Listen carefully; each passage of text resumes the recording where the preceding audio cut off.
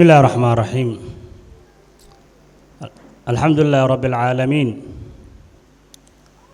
ثم الصلاة والسلام على عبده ورسوله نبينا وسيدنا محمد بن عبد الله وعلى آله وأصحابه ومن سلك سبيله واهتدى بهداه إلى يوم الدين. أما بعد، dhammaan xuduurka meesha ku sugan waalidiinta iyo martida sharfan iyo ardadaba waxaan ugu salaamayaa salaamta islaamka. Assalaamu calaykum waraxmatullaahi wabarakaatu. mowduuceena wuxuu daaran yahay waa majlis iyo fadhi khatmi lqur'aan ah oo qur'aanka aan ku weyneynayno oo ilmihii qur'aanka dhameeyey aan jaa-iseynayno inaan dhiiragelinno ilmihii inaan dhiiragelinno oo qur'aankii aan weyneyna baad dantaan kalena waa taasi. waxaa ka sugan abi muusa al-ashcari xadiis uu wariyay imaam mubaarak fii zuhdihi bukhaarina fi lmufrad uu ku wariyo subanaha calayhi salaatu wasalaam waxaa ka sugan inuu yidhi ina min ijlaali illaahi ikraamu bishaybati اlmuslimi wa xaamilu اlqur'aani وذي السلطان المقصد. سبحانه عليه الصلاة والسلام وحكسه إنه يري ويننت الله سبحانه وتعالى وينيو وحاكمد إن قفك مسلم كا إوايل كأن لحشمة يلا دوره مقام كيسا يشرف سيسا يلا دوره لوينيو دي شيبة قفك إسلامك وحاويان كدو قوي oo asoo ilaahay caabudayo muslim cirka kaga soo baxday in la weyneeyo oo la ikraamo la ilaaliyo ilaahay subhanahu wa ta'ala oo la weyneeyo weeye. xuquuqda subhanahu alayhi salatu wasalaam sheegay qofka quraanka xumbaarsan xaamil quraan غير الغالي فيه qofka quraanka xumbaarsan ee xuduudiisa ilaalinaya quraanka hadday tahay qiraa'ada iyo hadday tahay camal falkaba asna in la weyneeyo oo waxa weeyaan la sharfo waxay ka mid tahay Allah subhanahu wa ta'ala weyneyntiisa. waxa la mid ah waxa weeyaan qofka madaxda muslimka ka mid ah qofka madaxda ah ee caadilka ah ee ummadda waxa weeyaan xaq ku maamulo asna in la ikraamo la weyneeyo xaq u leeyahay in la weyneeyana waxa weeyaan waa Allah subhanahu wa ta'ala weyneeyay. walaalayaal anugu majliska baan rabaa inaan furo maxaadaro aan malihi maanta hadalka arda u badnaan doonto nimanka yaryar ee quraanka qaarna xifdiyey oo xufaada ah qaarna hadda quraanka dhameeyey yaa waxa weeyaan ayaga maanta aan tashjiicinayna oo waxa weeyaan inay hadlaan oo wax noo akhriyaan waxa weeyaan aan ku soo dhaweyn doonaa. waxaa barnaamijka inoo daadaahin doono oo inoo xiriirin doono Dr. Axmed Suudani yaan ku soo dhaweynayaa oo barnaamijka qaybtiisa oo noo xiriirin doono. intaas aan sheegay weeyaan majliska danta laga leeyahay in quraankii la weyneeyo ehelkiisa ee ilmihii in waxa weeyaan la dhiirigeliyo. marka waxaan ku soo dhaweynayaa Dr. Axmed Suudani. شكرا جزاك الله خير معلم عثمان حفظك الله ورعاك. السلام عليكم ورحمة الله وبركاته. حضور الكرام دمانتين وسلامتين قبلها قيمها بدن متديناتك يقول حدا بدن يا عرورتاس والدين شرفت له دمان أرضك السوق يبقى شيء حفلة قيمها بدن أبعد ما سنتين جزاكم الله خير الجزاء. runtii وحفلة أدقي بدن وحفلة ديميد وكدوا حفلتها كلا يقول ماذا كلا وحي هذا لكل حادثة حديث ولكل مقام له مقال حفلة نوعا وكلا وحفلة دينية وحفلة روحانية وحفلة وينين كلام رب العالمين هذا لك إلهي لوينين قيمها إن شرف أولي هينا لقصوا برنقيا هل كان وحل السوي من وإن لا شرفه عرضي صورنا ما يسي قرآنك الكريم كأه قار حفظي يقار قليل جبيه انتبه مركا مادام هي حفلة النوع عبتهاي مدرسة لقصوا بحي لقصوا قليل جبيين أي تهي مدرسة أهل القرآن أما مركز أهل القرآن وحن إن شاء الله تعالى تمامي يركب حين يا مدرسة نوع أي تهي هي حلي لصو أساسي يدلالك لقصوا بحي كدب وحن وجود بدونا كلمة ير أو أمرانك يوقفك حفظي وناكيسة يوالدك الموضة كنت تربية إني قرآن كحفظيان لما كلمة كدب وحن وجود قلي دونا عرضني إن أقوي الرقيب خيب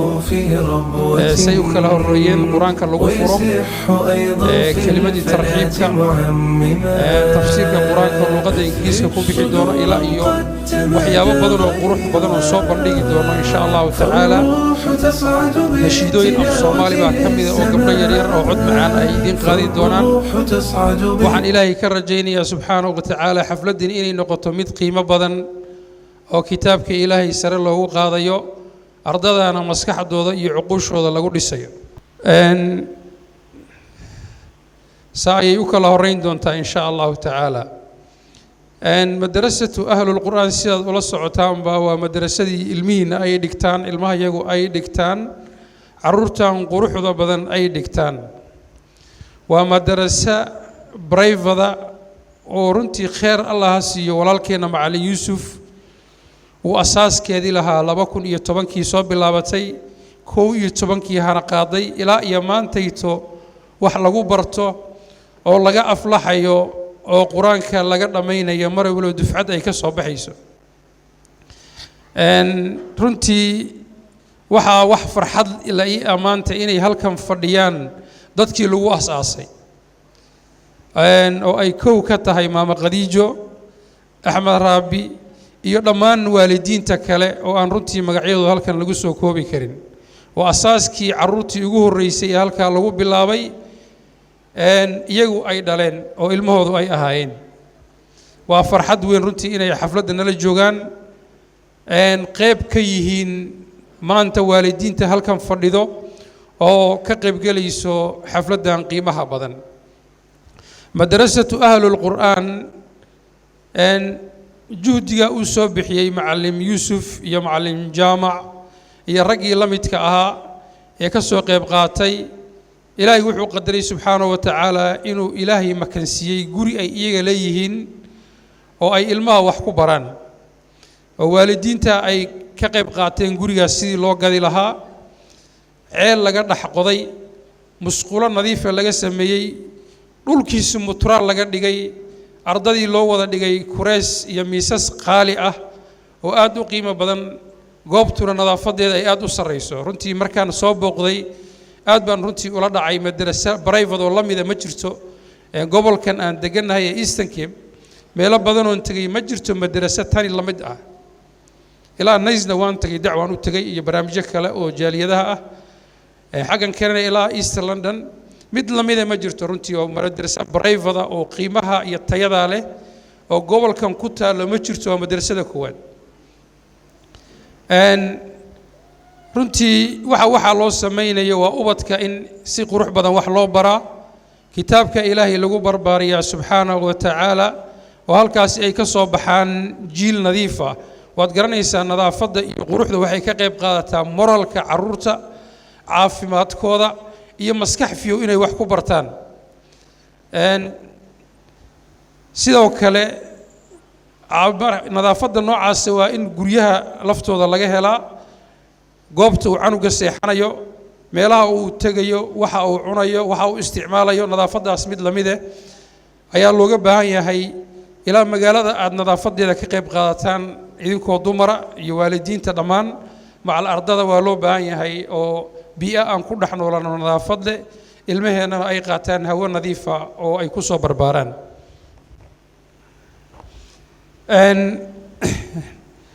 runtii markaan intaa kaga baxo madrasada iyo tilmaanta yaran ka bixiyey waad ogtihiin waxa lagu barto madrasada waa tarbiyada islaamka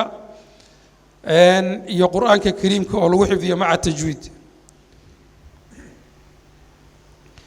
waalidka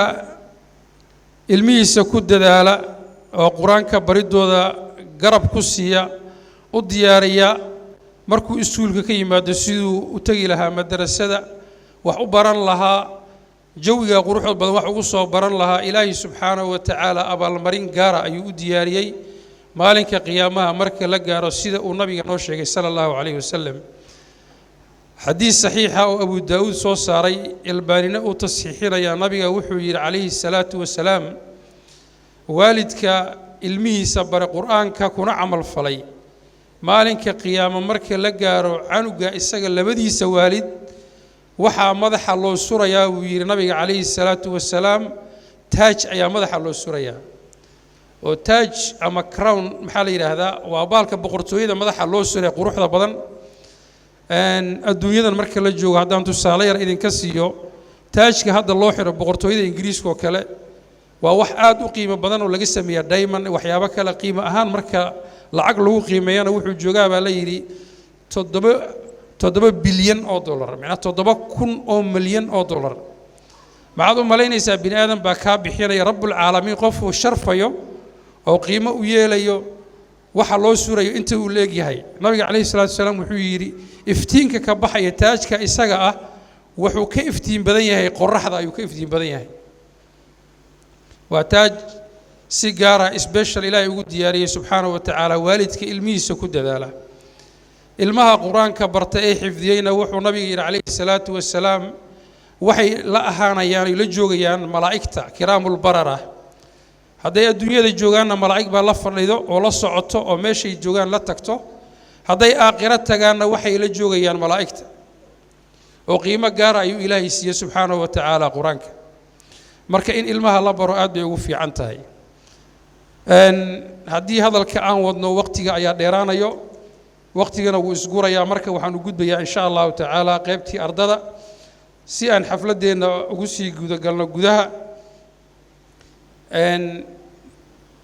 marka ugu hore xafladeena waxaan ku furan doonaa insha Allah ta'ala kalimaadka quraanka waxaan u yeerayaa ardayga la yiraahdo Ibrahim Ahmed Rabi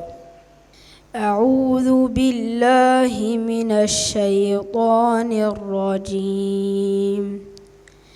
بسم الله الرحمن الرحيم حميم تنزيل الكتاب من الله العزيز الحكيم ما خلقنا السماوات والأرض وما بينهما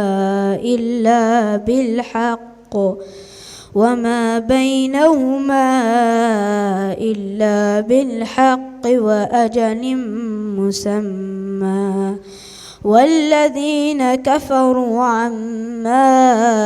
أنذروا معرضون قل أرأيتم ما تدعون من دون الله أروني ماذا خلقوا من الأرض أم لهم شرك في السماوات ائتوني بكتاب من قبل هذا أو أثارة من علم إن كنتم صادقين ومن أضل ممن يدعو من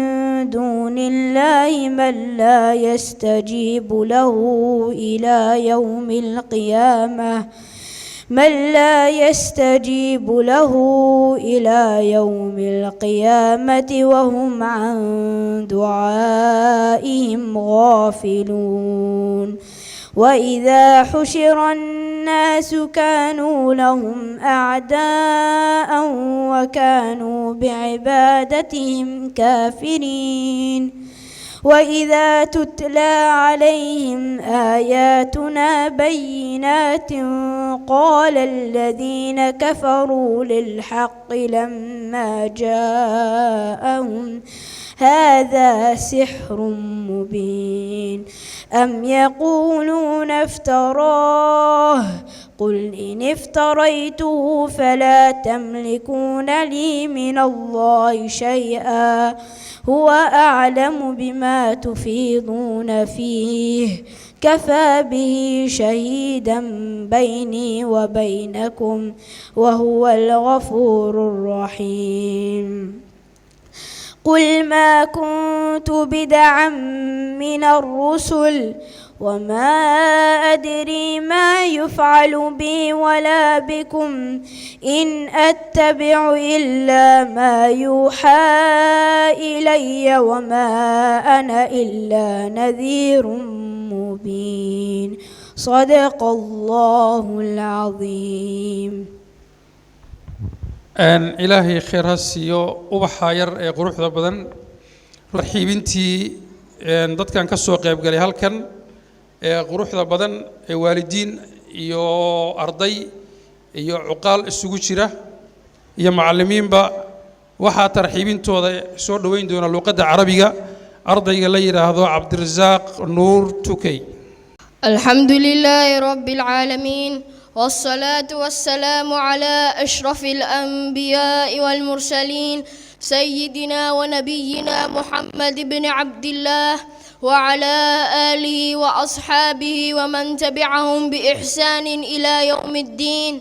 ضيوفنا الكرام أحييكم باسمي وباسم طلاب وطالبات مدرسة أهل القرآن لتربية الأطفال وحفظ القرآن الكريم بتحية من القلب يطيب شذاها مسكا وريحانا وتحمل في ضياتها حبا ووفاء ألا وهي السلام عليكم ورحمة الله وبركاته. وبعد أيها السادة والسادات بأفئدة تفيض بنور المحبة وقلوب تنبت بروح المودة وعبارات محملة بروح الإسلام والإيمان نرحبكم وأهلا وسهلا بعدد النجوم في السماء وبعدد الحروف في القرآن. أهلا بكم بعدد ما أنزلت الصحف من قطرات وأمطار ولكم منا أجمل حب وعلى الحب نحب كل محب وتقبلوا خالص تحياتنا القلبية المعطرة بعطر المحبة والمودة. أيها الضيوف الكرام لكم منا كل الترحيب والمحبة والتحية اللاتي يحملن عن مدى سعادتنا وفرحتنا بزيارتكم الكريمة لنا وبانضمامكم إلينا وبمشاركتكم معنا في هذه المناسبة الرائعة. وها هي أيادينا نمدها لكم بكل الترحيب والمودة بكل حب واحترام وشوق نستقبلكم. أهلا وسهلا بكم مع كل شروق الشمس وغروبها وشكرا لكم ألف تحية والسلام عليكم ورحمة الله وبركاته. جزاك الله خير. إلهي خير هالسيو عنو قايرك سيدا قروح ضبان وأقرني اللغة العربية ترحيبية إن وحل جود لرنتي وحا علمها إن لبرو تربية إسلامك يا قرآنك كريمك رنتي وحد قرني إنسان أم أركتان بمر والبا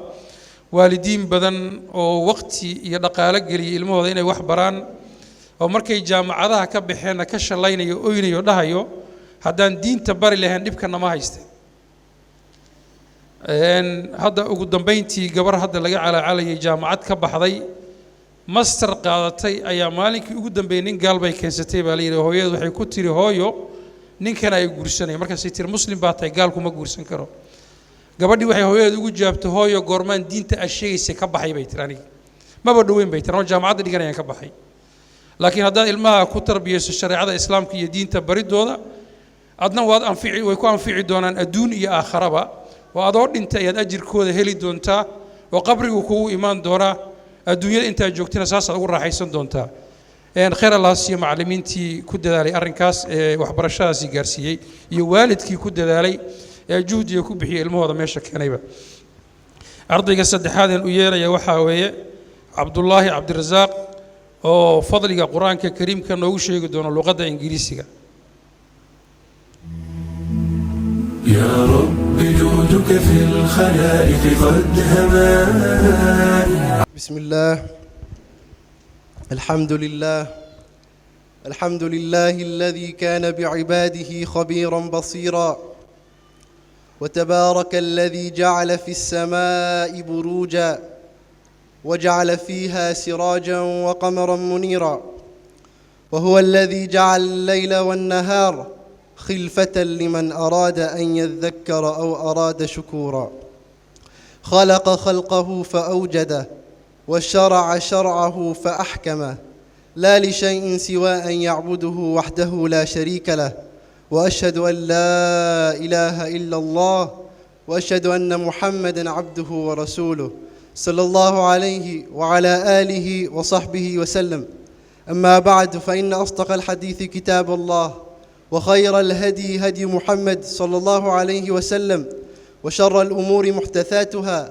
وكل محدثة بدعة وكل بدعة ضلالة وكل ضلالة في النار اللهم رب اشرح لي صدري ويسر لي أمري واحلل عقدة من لساني يفقه قولي وبعد قال الله عز وجل في القرآن الكريم بعد أعوذ بالله من الشيطان الرجيم وننزل من القرآن ما هو شفاء ورحمة للمؤمنين ولا يزيد الظالمين إلا خسارا صدق الله العظيم أما بعد السلام عليكم ورحمة الله وبركاته فضل القرآن وأهله the virtues of the Quran and its people. In one of the ayahs I've just read, Allah Tabaraka wa Ta'ala says in Surah Isra, وَنُنَزِّلُ مِنَ الْقُرْآنِ مَا هُوَ شِفَاءٌ وَرَحْمَةٌ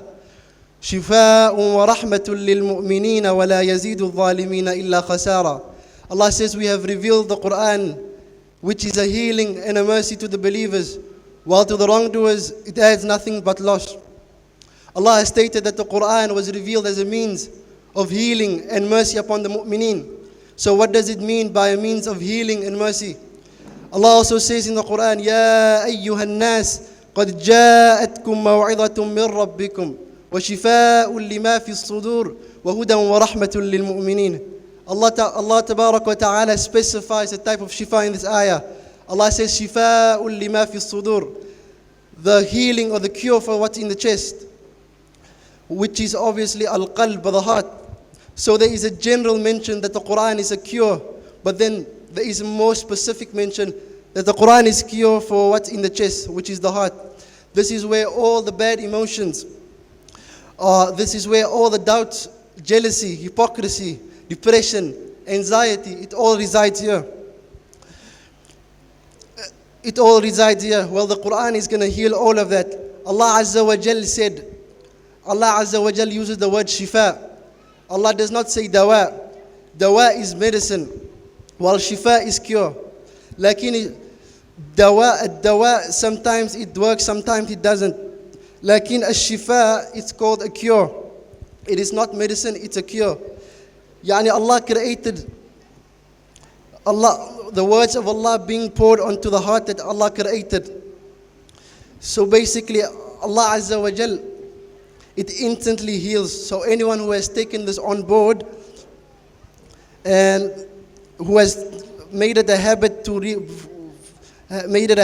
reading the Quran in times of calamity, only one such will know what I'm talking about right now. May Allah make us those who turn to Him not only in times of need but every chance we get, and may Allah give us a type of shifa mentioned in His kitab. So now we're done talking about the first part of the ayah, which was shifa, cure. Now we move on to the second part of ayah. Shifa'un wa rahmah. Rahmah, which means mercy. It was narrated in a Sahih hadith by Abu Hurairah radiallahu ta'ala anh, that he heard Nabi sallallahu alayhi wasallam saying, none amongst you would attain salvation purely because of his deeds. A person said, Allah's messenger, even you. Thereupon he said, yes, even not even I, except that Allah wraps me in his mercy. Subhanallah. The last part of this hadith says, but you should act with moderation. What Nabi sallallahu alayhi wasallam means is you can't do as you please and then expect Allah Azza wa Jal to forgive you.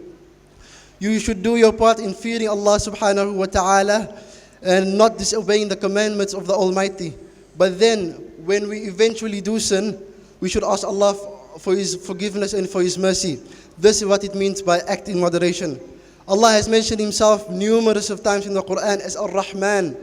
which means the most merciful. In Surah Taha, Allah Tabaraka wa Ta'ala says, Ar-Rahmanu ala al-arsh istawa. The most merciful who is above the throne established. Allah didn't say any of His 98 names. Allah didn't say Al-Jabbaru ala al-arsh istawa. Allah did not say Al-Azizu ala al-arsh istawa. Allah says Ar-Rahmanu ala al-arsh istawa, showing us the mercy of Allah Tabaraka wa Ta'ala. Now we have gotten to the last part of our topic, which is wa ahlahu. Fadlul Quran wa ahlahu, which means its people. Its people refers to the people of the Quran, Ahlul Quran. The person of the Quran can be referred to an individual who is, when they are reminded by the Quran, they listen to its reminder. There are those who, if they are warned of bad or evil, they stay away from what they are warned. There are those that the Quran scares them. They hold back tears in fear of Allah Azza wa Jal. Those whose hearts are soft and those who are kind and friendly. A person of the Quran is also a person of Allah. Ahlul Quran, you are also Ahlullah. And that person is someone who is special to Allah Azza wa Jal. والدليل على ذلك قول الرسول صلى الله عليه وسلم إن لله أهلين من الناس قالوا يا رسول الله من هم قال هم أهل القرآن أهل الله وخاصته. The Messenger of Allah صلى الله عليه وسلم said, Allah has His own people among mankind. They said, O Messenger of Allah, who are they? He said, the people of the Quran, the people of Allah, and those who are closest to Him. Allahu Akbar. May Allah's shifa and mercy be upon all of us. And may Allah guide us and make us all Ahlul Quran and those who make the Quran a big part of our lives. Wa sallallahu wa sallam ala Sayyidina Muhammad wa ala alihi wa sahbihi wa sallam. ربي لك الشكر ربي لك الفضل ربي لك المنة ربي لك المنة